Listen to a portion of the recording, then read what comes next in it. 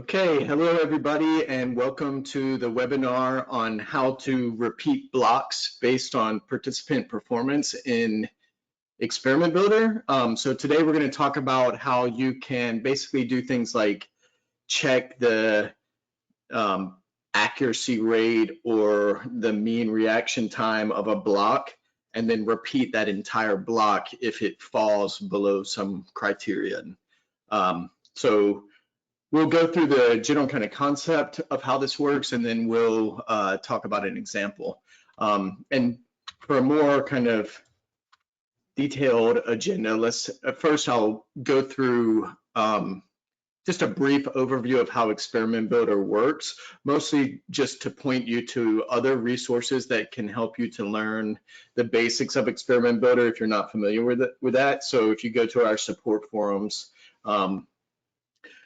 sr-support.com, then you can find a how-to section that has a video tutorial section. It has a kind of intro video series on how to use Experiment Builder and how Experiment Builder works. But anyways, you can check that out. Then we're going to just have a brief discussion of how you can repeat a single trial because we're going to use one of the same node types when we repeat a whole block. It's super simple, and just in case anybody's interested in how to do that, they can find an example at this webinar post on our forums as well. And by the way, this PowerPoint and that single trial example and the repeating of an entire block example, all this will be posted on the same forum thread that announced the webinar. So you can check all that stuff out. Then after we talk about that single trial example, we'll talk about a node called an accumulator, which is kind of like a list in Experiment Builder. It basically gives you an easy way to keep track of the values of dependent variables throughout all the trials in a block. Then we will discuss the trick that you use to enable block repetition, and it's really not very complicated, but I want to walk through it just to make sure everything's clear. And as we go through that process, in case anybody is interested, we'll also talk about how you can display the block performance, like the mean reaction time or the percent correct for all the trials in the block, how you can like present that to the participant if you're interested in that. Okay, so as I mentioned, we will start by talking about just the basics of Experiment Builder. So I'm going to exit out of this for 1 second, and I'm going to pull up one of these examples. The basics of Experiment Builder is that it's a like graphical drag and drop user interface based software package that allows you to create experiments for behavioral and social sciences in a pretty easy yet flexible way. And so the basics of how it works is you add these nodes to the graph editor here. And as you add the nodes are divided into 3 categories, which you can access by clicking these little buttons here. But you add these different nodes to the graph editor, connect them to one another, and then when you run the project, it will run through the nodes in the order that they're connected. And if you want to repeat something like the same basic trial structure over and over again in Experiment Builder, you can use what are called sequences, which are this special node here. You can see it looks like this.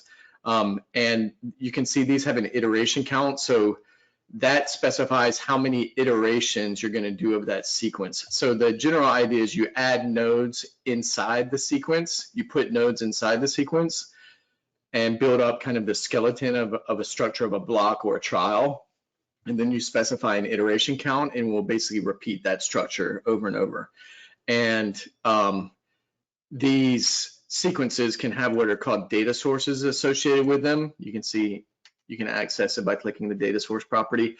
And this is like a spreadsheet where each row will represent a different iteration of the sequence. And you can put the information that needs to change from one iteration to the next in different columns. And then you can basically grab or reference that information as you progress through the trials of the experiment. So that's the basics of Experiment Builder. As I mentioned, if you want more information about that, you can check out our support forums, sr-support.com, and you can learn more about that. Okay, so now let's talk about how you can repeat a single trial. Okay, so there's a special node in Experiment Builder that looks very eco-friendly here. Like it's called a recycled data line node. And you can place that in your experimental flow at some position, and that will cause a row of the data source to be repeated, which usually is going to result in like a trial being repeated if you put it in the kind of trial level.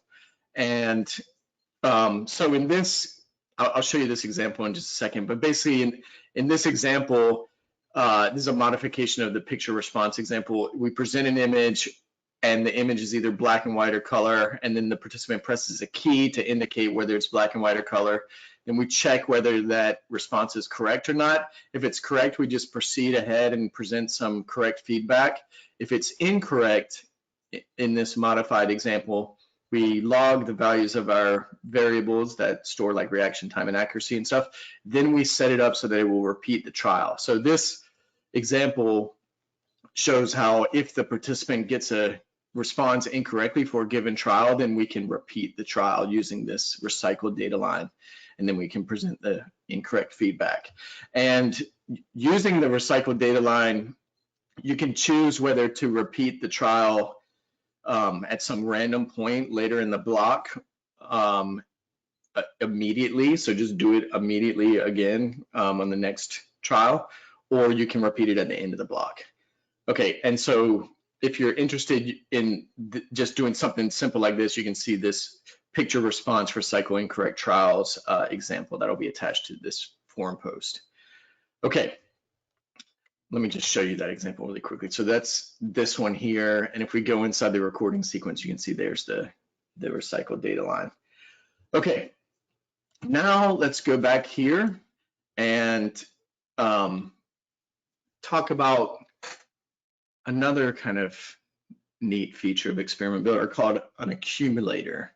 And an accumulator, the node that you can grab lives in the other section of nodes, and it looks like this. So it kind of looks like the summation symbol, and they act like lists. So basically you can have something like an accumulator for reaction times, or RT, and at the end of each trial, you add that RT to the list. So basically, you just add one of these accumulators that's going to kind of float around in the project.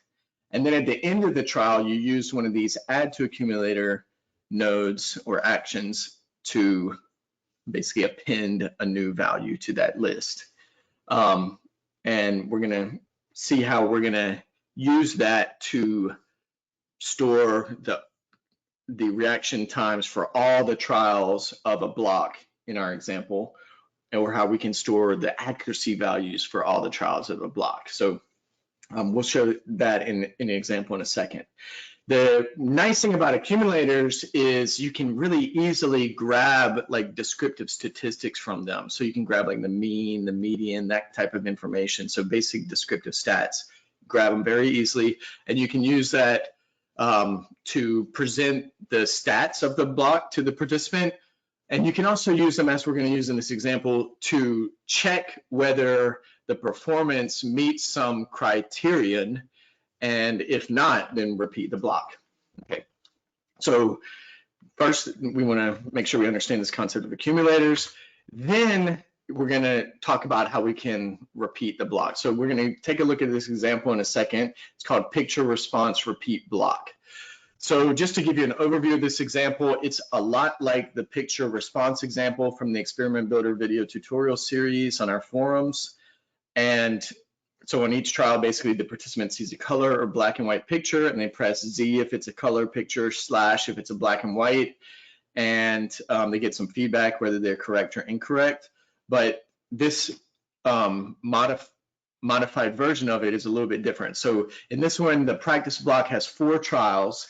And at the end of the practice block, if the accuracy rate of response, so responding correctly to the color versus black and white task. If that accuracy is below 75% for the practice block, then that block will be repeated. The idea is like you might want to make sure your participant has understood the task well enough and is like performing at some like minimum baseline value before they begin the actual experiment. And so if their accuracy is below 75%, then it will repeat the entire practice block before starting the blocks of experimental trials. Okay, this example also, this modified version of that example also shows how to do different instructions at the beginning of the practice block before a repetition of the practice block if the participant fails to meet that kind of minimum standard, before the first experimental block and then between experimental blocks. So we'll check that out too. At the end of each block, it gives some feedback to the participant. More specifically, it gives them the mean reaction time for the block and the percent correct across all the trials of the block. So that's we'll see that. And just to kind of give you a little bit of a heads up or foreshadowing before we start talking about it, the basic trick here is that on each block, we're going to go through all the rows of the trial data source. So in most experiment builder projects, you'll see that the trial data source, if it's inside the trial sequence, if it's inside a block sequence that basically repeats like on each block.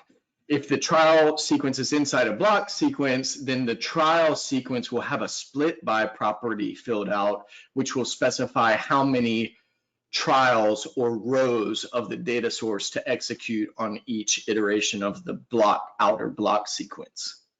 Okay, and I'll show you what I mean in a second.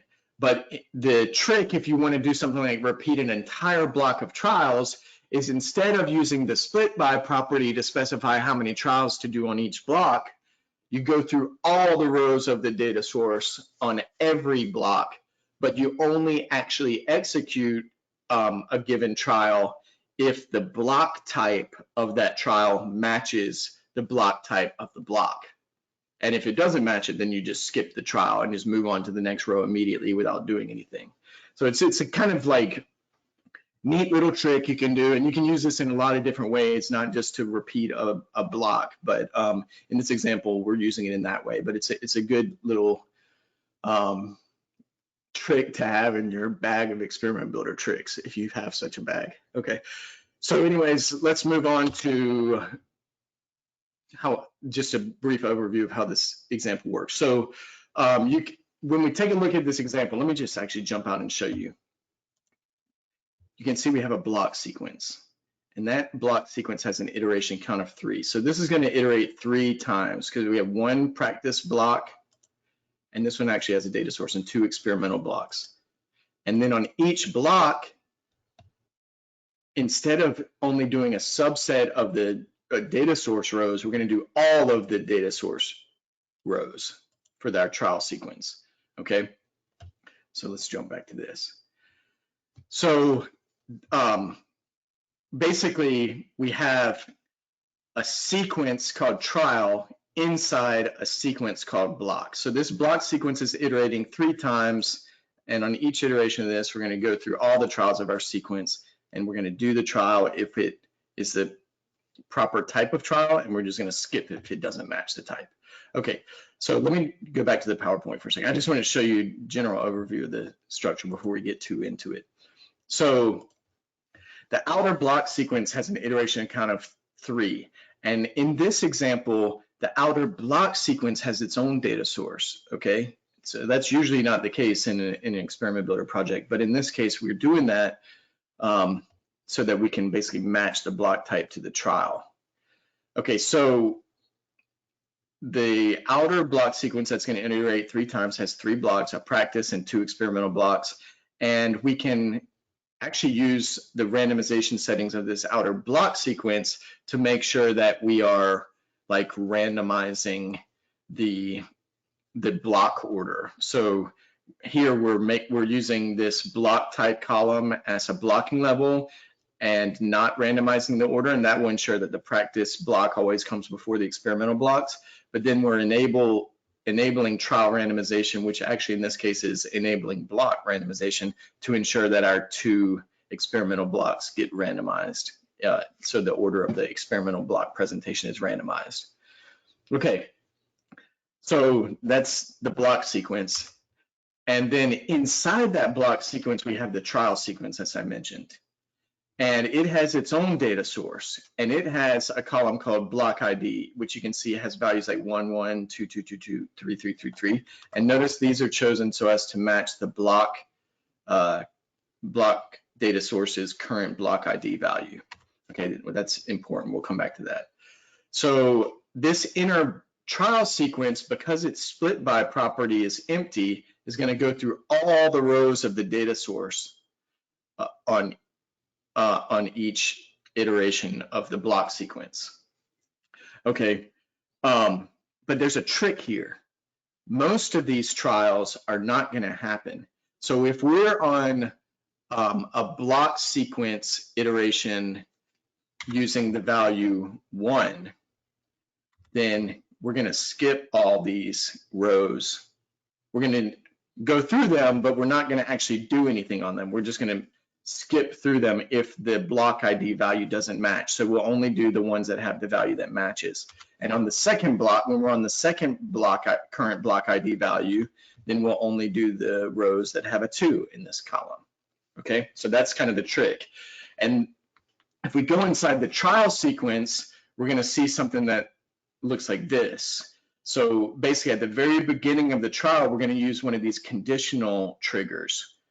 And if you haven't watched the intro series on Experiment Builder, let me just quickly remind you or tell you that conditional triggers are like logical if-then statements. So you set up like a logical comparison here, and if that logical comparison evaluates to true, then we follow this little check mark path, and we go this way. If that logical comparison evaluates to false, we go the X mark path and do whatever's on the left side.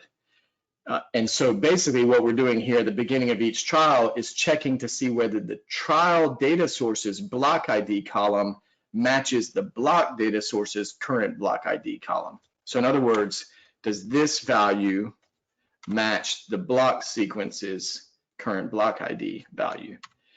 And if it does, then we'll do the trial here. If it doesn't, we'll just do nothing. We'll just skip the trial. And this basically happens immediately, so it doesn't add any delays or anything, or it's just so negligible. It's like in the order of a millisecond or so. So you basically just skip the trial if it's not a trial of the proper block type. Okay? So that's kind of the general trick. Then, like we want to just make sure that we are logging the participants' performance for all the blocks of the experiment, because we need to give them feedback stats at the end of the block, and at the end of the practice block, we need to determine whether that practice block needs to be repeated based on the performance of all the trials of that block. And so we're going to see that we have accumulators added, and I put them in the block sequence, and I called them accuracy accumulator and RT accumulator for reaction time accumulator. So we got 2 accumulators here, and at the beginning of the block sequence, before we hit the trial sequence, we're going to use these reset nodes to basically clear out the list. So that's how you basically erase the values from previous blocks. If you're in block 2, 3, whatever, then we want to clear it out so that we're not keeping our old block stat information. Okay, so we've reset the values of those lists, and then at the end of each trial, so you can see this is in the trial sequence. This is actually in the recording sequence, which houses the trial events. After we clear the screen for the trial, then we add the accuracy, the current trial's accuracy value to the accuracy accumulator, and we add the current trial's reaction time to the reaction time accumulator. So this is how you add a new value to the accumulators. Okay, so that's how we basically log each trial's dependent variables that we're collecting, like the behavioral data. And then after we've gone through all the trials of the block, we're gonna hit a display screen action. So you can see this happens after the trial sequence. We're gonna hit a display screen action called display block feedback.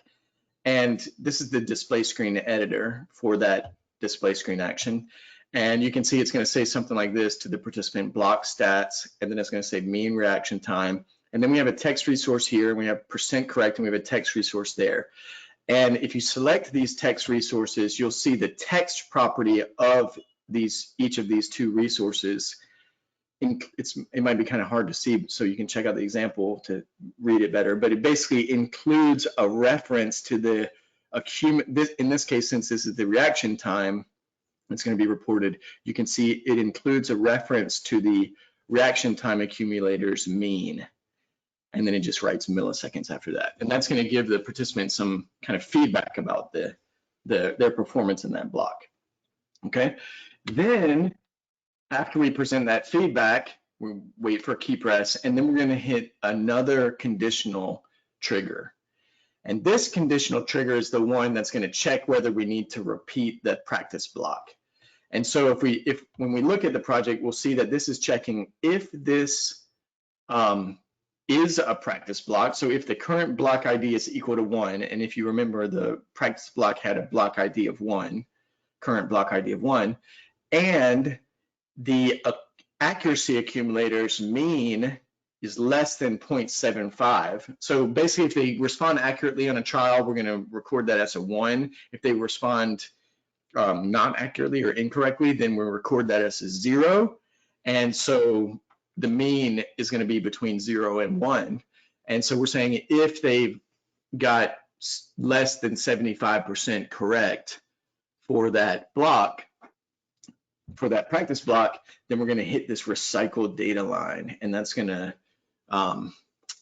repeat the row of the block data source. Okay.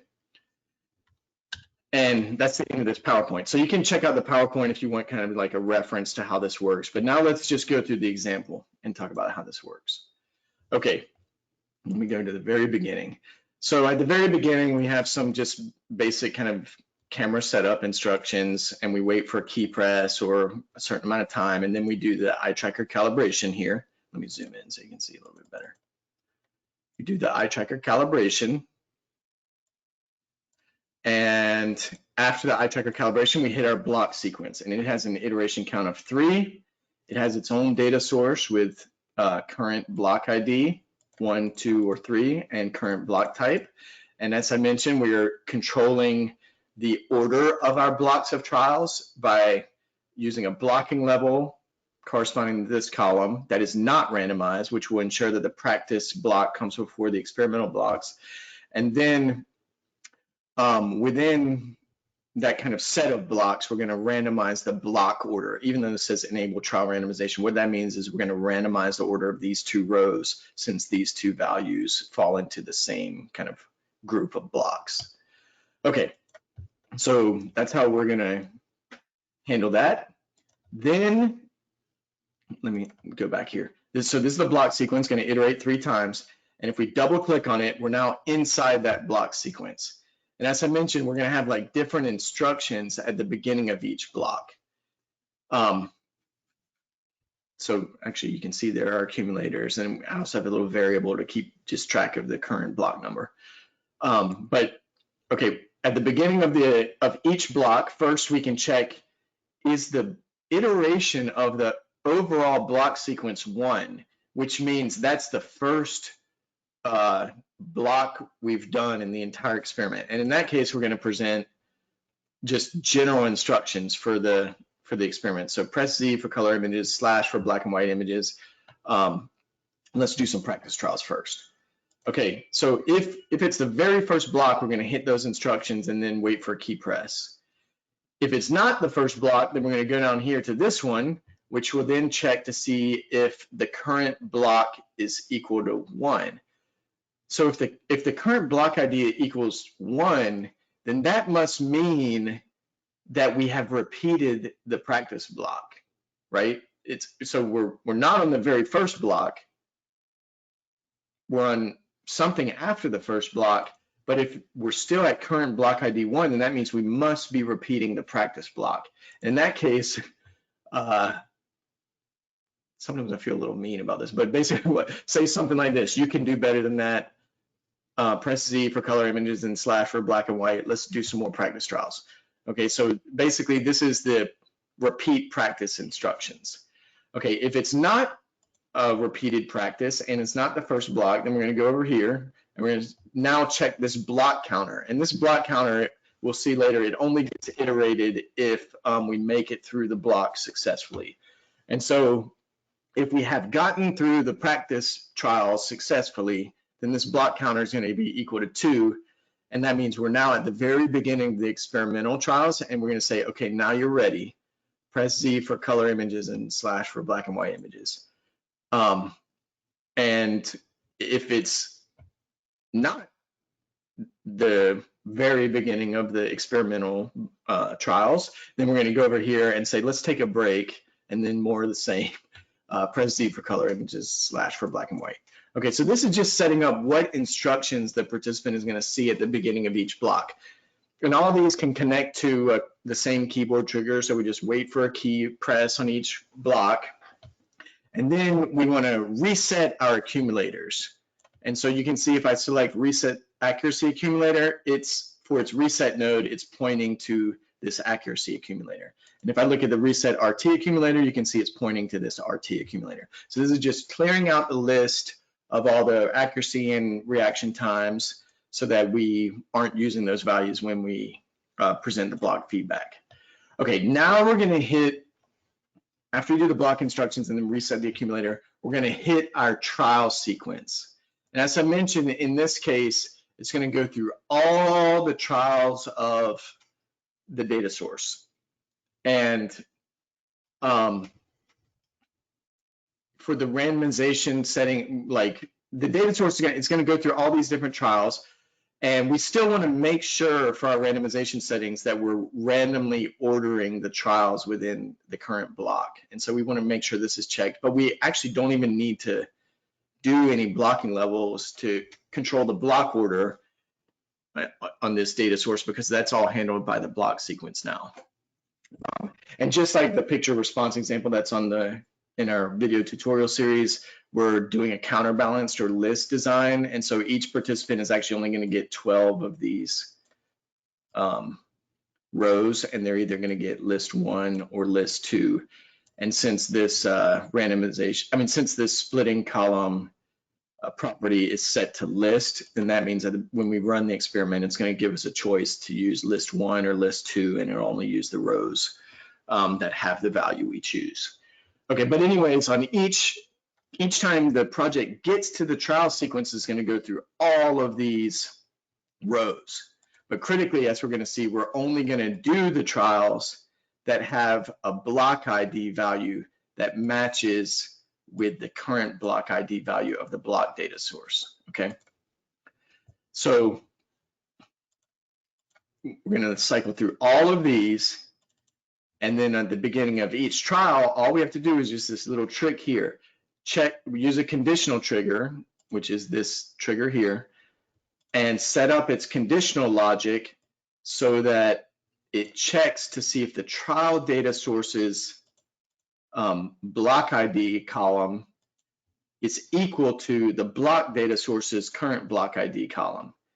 And if so, then we're going to actually do the trial. We're going to go this way and do all the events of the trial. If it doesn't match, then we're going to go over here and just skip the trial, okay? So if we do the trial, then we go in here and, sorry, let me jump back for a second. We prepare the trial, we do the drift check. You can see more about that in the video tutorial series. And then we do the actual trial event. So this sequence doesn't do any looping. It just is there so that we can record data from the eye tracker, basically controls the eye tracker recording. So when we enter this sequence, it's going to start recording. When we exit this sequence, it'll stop. And you can see this sequence has an iteration count of 1. So this is going to be only going to be executed 1 time on each trial. So just know that this is not doing any looping in any way. This is kind of a different usage of the sequence in Experiment Builder that's only there so we can control the eye tracker recording.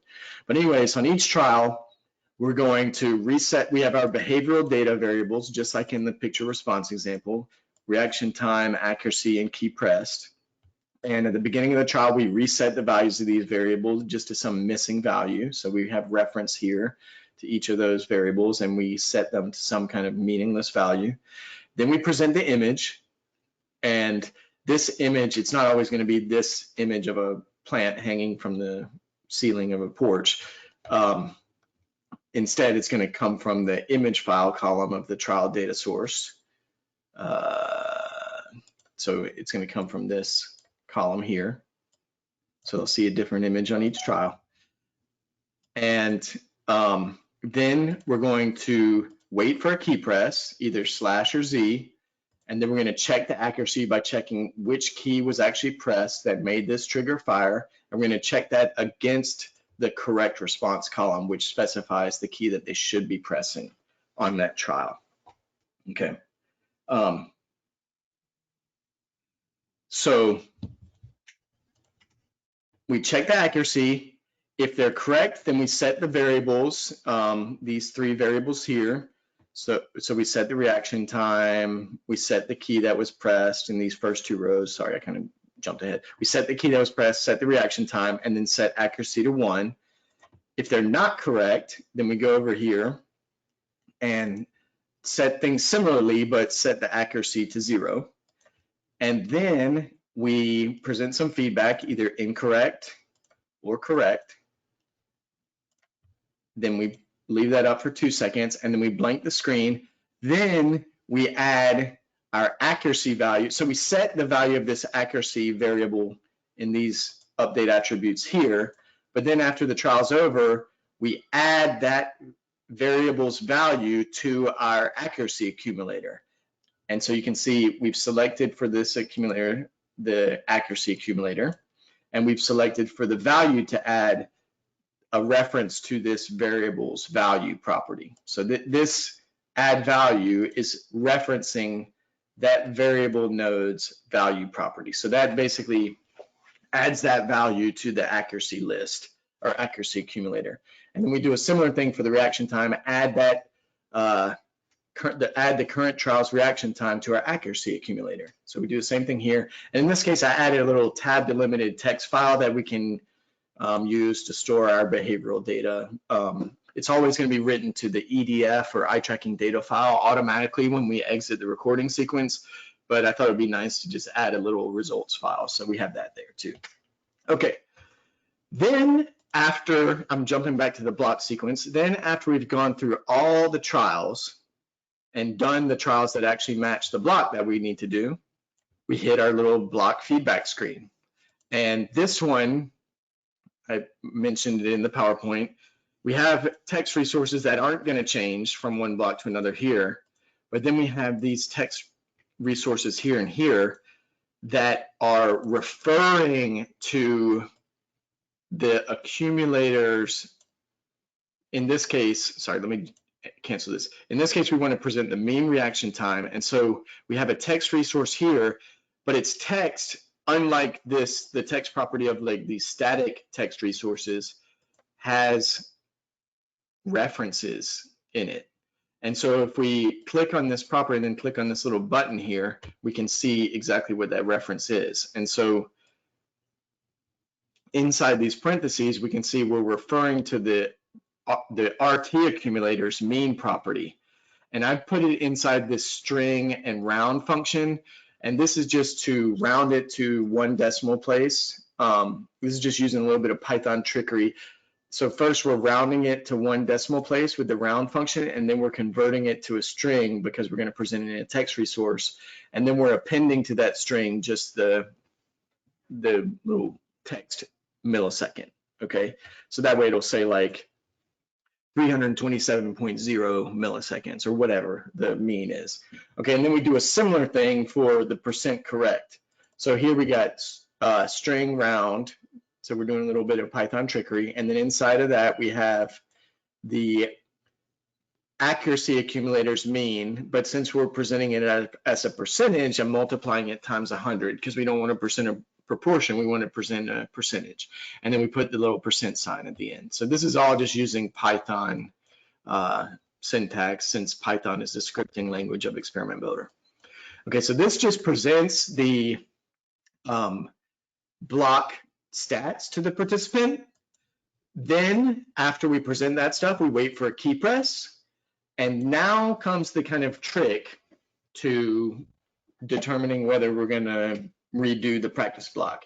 We're using a conditional trigger to check if the block data source's current block ID column is equal to 1, which if you see here is the practice block, and the accumulator's mean, the accuracy accumulator's mean is less than 0.75.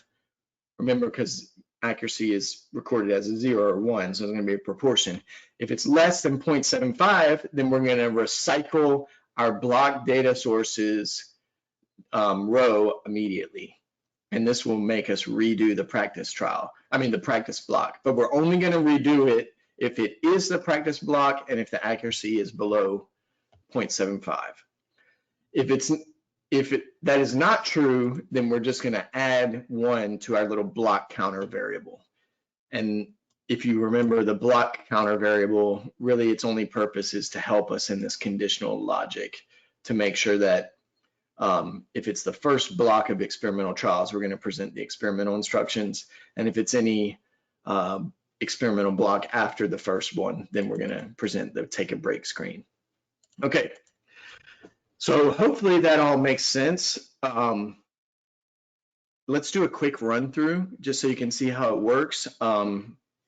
And hopefully that will help you see what's going on here. So this webinar software that I'm using, I've figured out that when you run an experiment builder project, it kills the recording of the screen. And so I have a little webcam that's pointed at the screen, and I'm going to turn that on now. Okay. So let me just adjust the position a little bit. So hopefully that'll let you see what's going on here. I'm going to close this. Okay, and now let's do a test run. If you're doing real data collection with an experiment builder project, you never use a test run. That's only for testing the project. You would actually deploy the project first, but since we're just testing it, I'm going to do a test run, and it gives me a warning basically saying that this is test run mode. Don't use it for real data collection, and that's fine. Okay. Then we have a prompt that's asking us for the name of the eye tracking data file. I have this set to dummy mode right now, which if you go to the devices tab here and then go to the iLink section, there's a dummy mode property, and that will just help us not to connect to, that'll make it so we don't have to connect to the host PC and eye tracker to test the script. So like if you don't have an eye tracker with you, you can still test it by using dummy mode. So this doesn't really matter. But I'm going to say, okay, test.edf, and it's saying we're running in dummy mode, so eye tracking functionality won't be available. That's fine. And now, as I mentioned, we have a counterbalance or list design, so it's asking us to choose whether we're using list 1 or 2, and I'll just use list 1. Okay. Now we're going to see some eye tracker calibration instructions. I'm just going to press a key to get past this. Now we're at the point where we would normally calibrate the eye tracker, but since we're in dummy mode, I will press escape to get past this. And now we'll see the experimental, like basically the instructions for the whole experiment. Press Z for color images, / for black and white. Let's do some practice trials first. Okay, so I press a key. The drift check just briefly appears and goes away. That's black and white. So I'm going to press / just to get it correct. Okay. This color. And I want to show how we can repeat the practice block if we get, if we don't meet the accuracy criterion. So I'm going to answer this incorrectly by saying /. That's incorrect. And let me do another. So this one's black and white. I'm going to say color to get it incorrect. So that should put us 1 for 3. And now I'm going to answer this one correctly. Okay, so I'm going to say Z for color. That's correct. So we should have gotten 50% correct, which you can see there. Percent correct's 50%. And it looks like I was very slow. It took about 6 seconds to respond. But basically, since we didn't meet our criterion for like continuing on past the practice block, it should show us a repeat screen when I press a key. So I press a key, And it says you can do better than that. So you can see we're repeating the practice block. And so we should expect to see the same pictures again. So let's see what happens. I remember that picture. I remember it well because I flew in that plane actually, which was kind of terrifying, but okay, I'll try to get enough correct. I'll try to go 3 for 4 this time. So I'll say black and white. Now I'll say Z for color. Let me get one wrong this time. Okay, so I'll say Z for color. That's incorrect. And then this is color. Now I'll say Z for color, which is correct. That should put us at 75%, which we see there. And since we're not below 75%, we should proceed. And it said, okay, now you're ready. And so now at this point, we're not repeating the practice block anymore. And so we should get some fresh trials. And I'll just quickly go through these with Z and slash. This is the Canadian Parliamentary Guard. Okay, we got some more flowers. I'll get this incorrect I'm going to get half of these incorrect just to show that we're going to proceed because it's not a practice block anymore. See how it's now saying let's take a break and then more of the same. So this should be the final block of experimental trials. And you can see these are new pictures. This time I'll try to get them all correct. Okay, bikers in Ottawa. That's a building in Ottawa. Black and white, slash, and we got 100% correct, and this should be the end of the experiment, and there it goes. So we can see it seems to be working as intended. Let me turn it off for a second. So I'm going to post the PowerPoint. I'm going to post these 2 examples in the same thread where the webinar will be posted. So I'll post the video, the PowerPoint, and these 2 examples, and you can check them out, review the PowerPoint. If you have any questions about how any of this works, do not hesitate to send us an email, call us, post on our forums, do whatever you need to do to get in touch. We'll be happy to help you with your questions, and hope everything goes well in your experiments, and I hope you're all staying safe and healthy. So thanks for joining the webinar, and good luck.